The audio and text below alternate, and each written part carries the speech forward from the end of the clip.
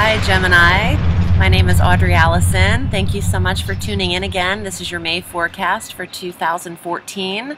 Let's get into it. May is a mild month compared to April. And at the top of the month on the 2nd of May, we have Venus transiting into Aries. This will affect your 11th house of friendships and goals and communications and wishes and hopes. So with Venus, the planet of love and money and beauty, going into Aries, going into this 11th house, you could really be finding that your friendships are more special at this time, more loving and amorous.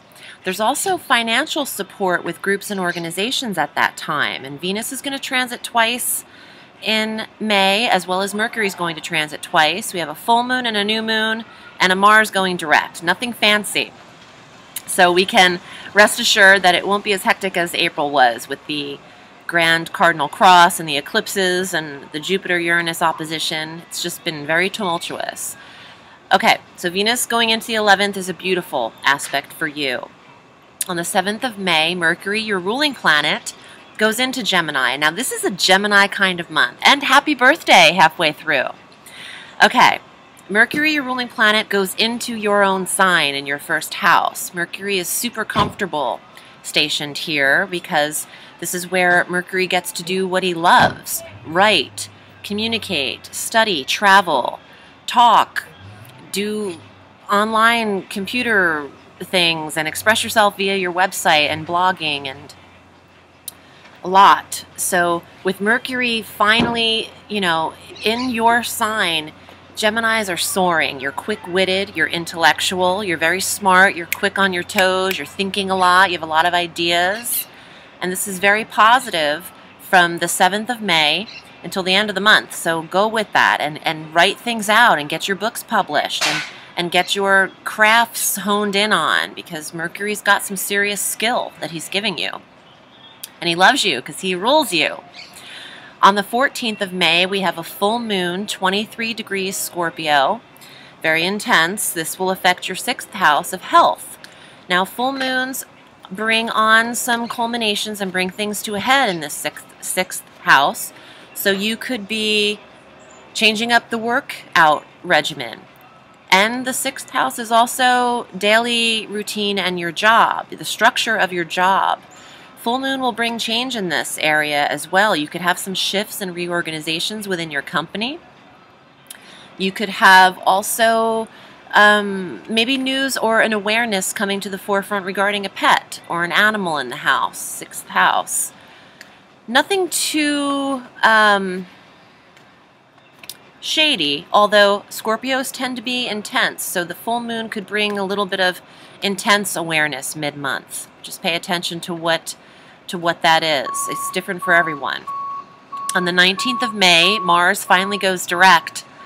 We have been waiting for this. Mars has been stationed in Libra for quite some time, about 5 months, and he'll be there through late July. But now he's going retrograde. So the energy, the action, the initiation that we need from Mars to handle in our lives is finally occurring, and this is in your 5th house of children and romance and creativity. So you have action in these projects and these endeavors that you've started. As a Gemini, you could have started recording an album and then realized it doesn't have the backing, or there's things that need to be re-recorded and rehandled, and similar to a Mercury retrograde, but that's more of a technology aspect. Mars might make actions have to reoccur and due to lack of energy. And you'll find that your relationships with your children, you'll have more energy to do sporting events in the 5th house with the kids, and more energy to gamble, 5th house, and more energy to be more romantic with your, spouse or your significant other. Also, if you're not in a relationship, Mars can make that occur. The energy behind it is masculine. Mars is going direct in the 5th house of romance, could bring in a romantic partner at this time. On the 20th of May, the sun enters Gemini. That's you, baby. You can feel the warmth. It's in your 1st house from May 20th to June 20th, or June 21, which is my birthday. I just made Gemini by 2 minutes. Sun is going into this first house. You are getting warm, Gemmy. Your creative projects are coming. Your ideas are coming. Your mind is at its best. And your body's feeling good because your 6th house is being taken care of, the health. Also, you feel maybe warmer and fuzzier and kinder in general at this season. On the 28th, so the Sun is there in Gemini, Mercury, the ruling planet's there in Gemini, and now we have our new moon on the 28th, 7 degrees Gemini in this first house again. You have the Sun and the moon with you, baby. That's all you need. That's all you need. Think about what it is you want to set your goals for the entire year. This is your new moon, May 28th for Gemini. Think of the full year ahead. And think big, because you have some massive support and balance between a few major planetary positions, the Sun, the Moon, and Mercury. Venus makes her 2nd transit on that same day, the 28th, into Taurus, illuminating the 12th house. Venus giving love, money to the spiritual self, kind of a ironic placement. However, you could love the fact that you are spending some time in quiet solitude at the last three days or so of May. You might want to be alone in your thoughts, meditation, spiritual guidance, dreams, premonitions, creative self. Love it. On the 29th of May, Mercury makes his double transit into Cancer. And this is your 2nd house of money. Mercury was in 1st house. Now he's telling you this is how you're going to gain your resources from what we've mentally gone over at the top of the month. You're going to see some communications regarding money come in, investments, resources, budgets, growth, communications, study. You could have money to study and to travel locally. Booking trips at that time is important as well. I'm going to pull some cards and do a little mini reading instead of just pulling random one card here or there.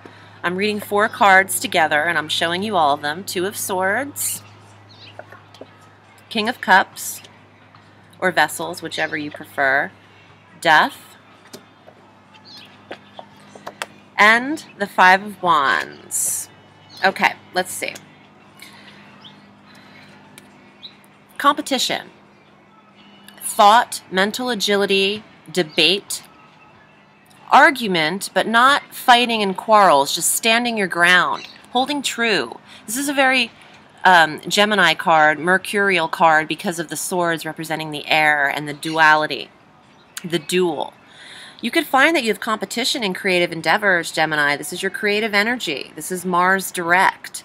This is important in your 5th house because Mars direct in your 5th is the creative energy. You have competition there, and that's okay. Stand your ground. You know what you're qualified to do. You also know your skill set, and you're smarter than most of the signs, so you're ahead of the game. This is your intuition, self-fulfillment, finding answers within. It's a water sign. It really represents some Scorpio and Cancerian traits. However, this is your psychic ability, the 12th house. Venus going into the 12th house will make you very psychic and keep track of your dreams. The Death card, transformation, change, regeneration, rebirth. It represents Scorpios. That's weird because in the Scorpio reading, they had a lot of cards that represent Geminis. And I think I pulled the Gemini card in the Scorpio reading, and now in the Gemini reading, I'm pulling the Scorpio card. That's interesting. But anyway, this is change regarding this as well. Things are happening in your creative endeavors, and it's due to Mars finally going direct. We need the influence of that action supporting us. And any male energy, male support, male leaders, male financial advisors, masculine energy that you've been waiting to come through to help you with either opportunity or finance is moving forward, and we love that. Let me pull some astrological cards for you as well. That was just a little mini reading. I read all through the week. So I have a plethora of tarot clients that I've been reading for 2 decades. If you'd like to book with me, you can reach me on my site at audreyallison.com and on Facebook at Audrey Allison Astrology and Tarot. This is your astrological card for the month. Pluto rules Scorpio. Something's going on with gems and Scorpios. Let's see. Pluto is the ruler of this card. Okay, so there is change coming for you, Gemmy, and I don't think you have to be patient any longer. I feel like it's absolutely manifesting right now, and the patience came in March and April. Now it's action, Jackson. So let's go with it, because it's better to go with it than against it. Otherwise, you're dealing with this energy. Don't fight the combativeness. You know, also, I want to say, when there is success coming for Geminis and Cancers and Leos up ahead in the months to come for the remainder of the year, well, there's success for everyone, but we have Gemini, Cancer, Leo has some tremendous Jupiter support that's about to happen. Don't be nervous about people who become very jealous about the successes of you or judge themselves comparatively to where you are successfully. There's not a lot of signs that are going to be able to touch what's going to be happening to those 3 signs. And you'll always have your share of naysayers along with supportive friends as well. But don't forget that there's always these, you know, the crazies are out there that try to draw from your light as much as possible, but you can just, you know, you've got things to do. So you don't have time for all that, and just go with it, because it's really going to be such a better month than last month. More peace, more attainment, and also more gratefulness. Don't forget to be appreciative for all the things that are about to come down your way, Gemmy. All right, love to you, and I will see you next June. Talk to you soon. Have a sweet day. Thanks. Bye.